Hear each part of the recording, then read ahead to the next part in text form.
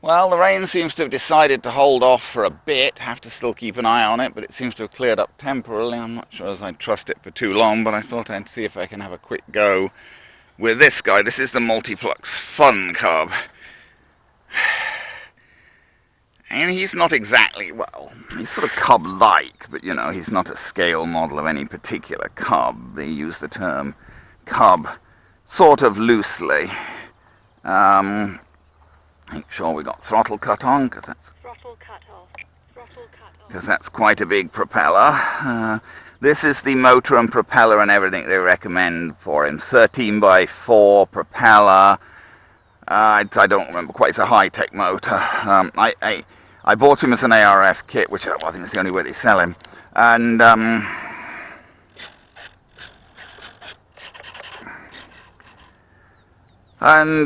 you know, it seemed like trying to put some other kind of motor or whatever in him was not going to be easy because of the way, you know, like he's designed as a kit with the idea of that particular motor. Possibly could have adapted a different motor, but it wasn't looking simple, so I gave in and bought the power system, the motor. I think I bought came all together, motor and ESC and whatever for him. It made him a bit of an expensive build out, really. Whether he's worth it's a question. He's a nice plane. Just got a straightforward little lemon receiver in him, nothing fancy, just a regular 6-channel receiver. It's got flaps and the regular 4 control channels and nothing else special. Takeoff flaps. So that's... They're kind of barn door flaps. They go down a really long way if you want. Takeoff flaps. I've got them, as I tend to do, I've got them on this wheel on the back of the transmitter, because that gives me, I don't think we need even that much flap, do we? That gives me the ability to put, you know, exactly how much flap I want on at any particular time, rather than just being limited to a couple of settings, which you would be if you put it on a switch. He's got plenty of power with this motor, and he's pretty maneuverable, and he comes with, you know, these, again, with these Tundra type tires, so he's well equipped for flying off grass. Takes off with the flaps especially very quickly. See, he drops a bit there while they take the flaps off. That's natural. What am I standing on here?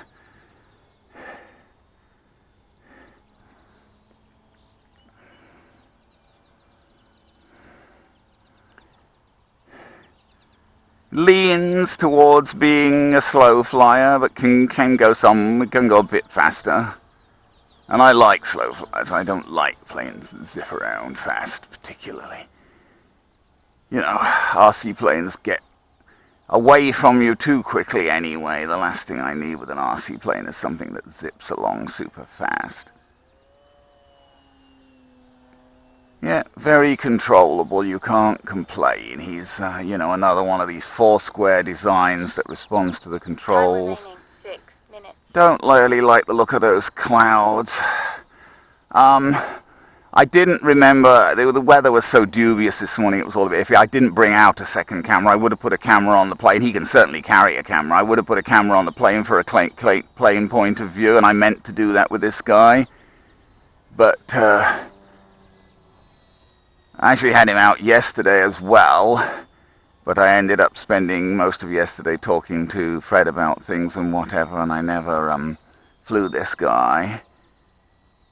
I just wanted to fly him, you know. He's another cub, and I like cubs a lot. He's in a sense, the most marginal cub I've got, in the sense that he's not anything marginal about the plane. It's an excellent plane, but it's, whether you count it as a cub is a bit questionable, you know, because it's not a model, although they call it a cub. It's not a...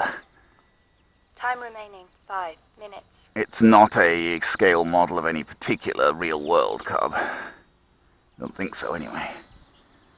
They make an extra-large version of this now. I certainly don't need the extra-large version. I mean, I can barely fit this version in my car, and I don't want to have to be taking the wings off particularly.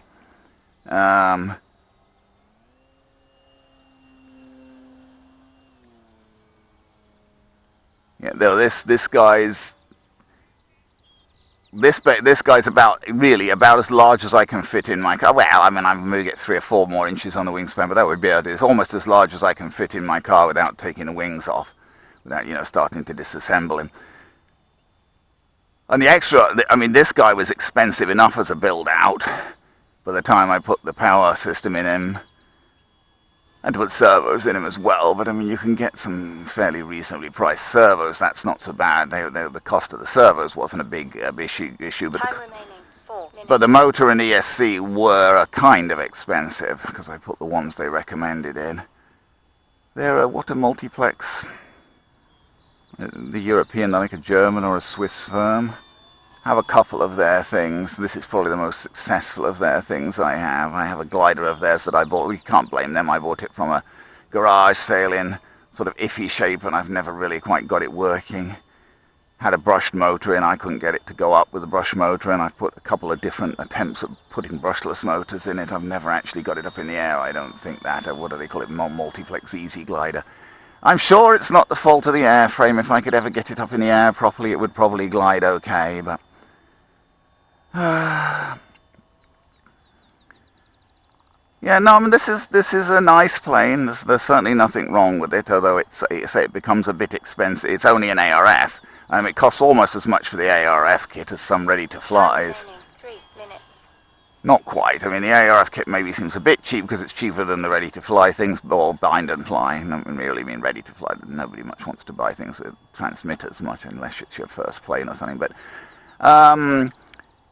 he's cheaper than than a comparably sized bind and fly, but then he's an ARF, and you've got to put a lot more stuff in him, so he ends up actually being pretty much more expensive than any comparable bind and fly by the time, if you buy everything new. And in this case I did. I buy a lot of stuff used, but in this case I bought it new. I know Dave has one that he put together for like a fraction of the price of mine, because he bought the airframe new and then not new, I think he bought the airframe used or something. Got a good deal on the airframe, and then he put bits and bobs that he had hanging around in, and it works fine. His works absolutely fine, just as good as mine, but he just happened to put the bits together much more economically. Time remaining 2 minutes. What can I say?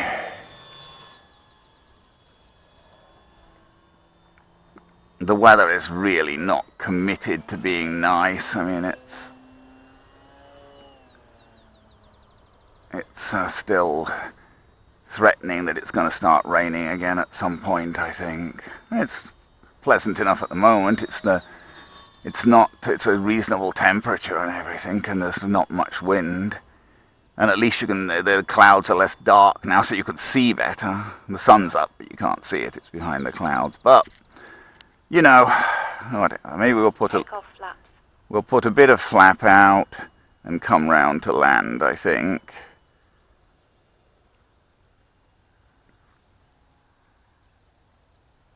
A little high to be coming out. Tiddle. No, well, I could have landed there, but I think we'll go around again. We got lots of battery time left. I think we'll just go round. Famous last words. Okay, Jenny's now telling me I only have a minute left. Okay. I could have landed there, but I came in a little unnecessarily high, and take off flaps.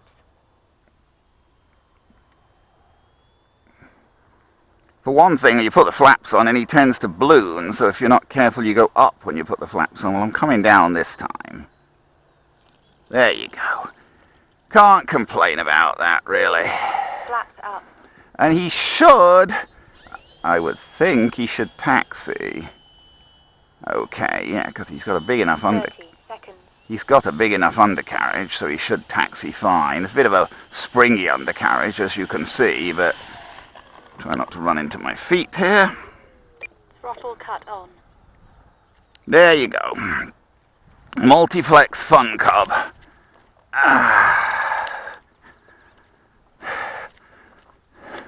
A nice plane by anybody's standards. It's definitely a nice plane, as I say. Just if you buy everything new, perhaps not the cheapest option. And this undercarriage works. I mean, I suppose you could call that a feature rather than a bug. It's just on these It's on these rather thin pieces of wire, and they certainly spring when you land, even when you taxi it. You can see them springing around, but, you know, I suppose that just absorbs shock, and they don't seem to bend permanently or anything, so, you know, I suppose that's okay. Makes me a teeny bit uneasy, but I mean, I've flown him, he's got quite a few flights on, and there's no sign the undercarriage is damaged in any way, so I guess it's fine.